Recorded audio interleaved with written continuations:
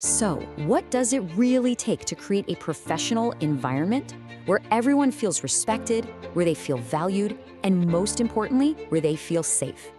Today, we're going to get into the absolute foundations of workplace conduct. But first, let's start with a question for you.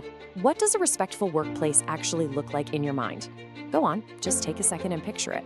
Because that vision, that's our starting point for everything we're about to talk about. You know, building that ideal place to work, it's about more than just having good intentions. You've got to understand the fundamentals. So let's dive into those foundational rules of professional conduct.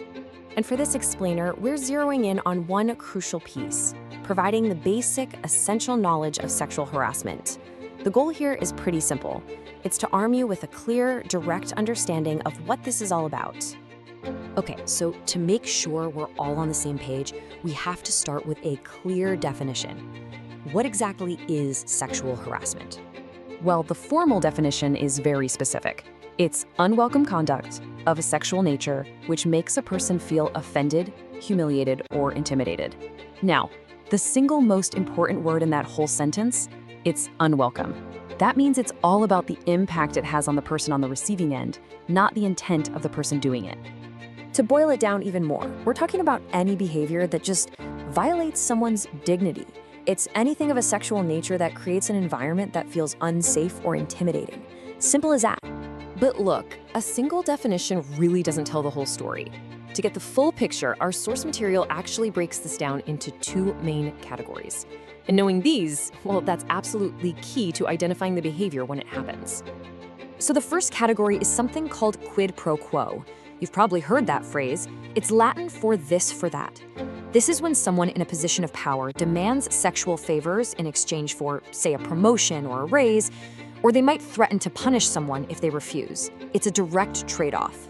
Now, the second category, which is often way more common, is a hostile work environment. This isn't about a direct this for that exchange. This is about unwelcome sexual conduct that's so frequent or so severe that it just gets in the way of someone's ability to do their job. It creates an atmosphere that's intimidating, offensive, or even abusive. Okay, so we've got quid pro quo and hostile work environment. But why bother with the labels? I mean, really, why does making this distinction matter so much? It matters because being able to recognize the behavior is the absolute first step to doing anything about it.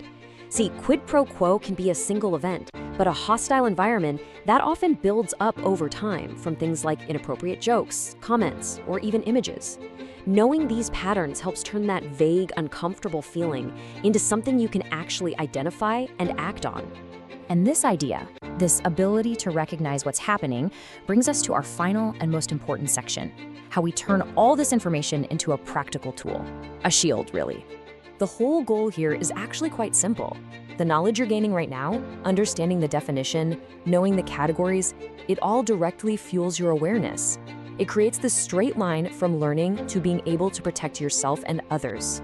And you can really think about it as a clear three-step process. First, you gain the knowledge. You learn what's what.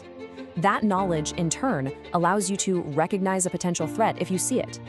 And then that ability to recognize is what builds a constant, protective state of awareness. And listen to this phrase because it comes directly from our source material. The whole point of this is so people are able to be aware of their threat. That's it. It's all about equipping yourself with the tools you need to see and identify potential harm, maybe before it even gets worse. So we're going to leave you with this final thought to chew on. We've been talking a lot about individual awareness. But think about this. How does one person's understanding, one person's awareness, actually strengthen an entire team? Because that is the real power of shared knowledge. And that's how we build safer workplaces, one person at a time.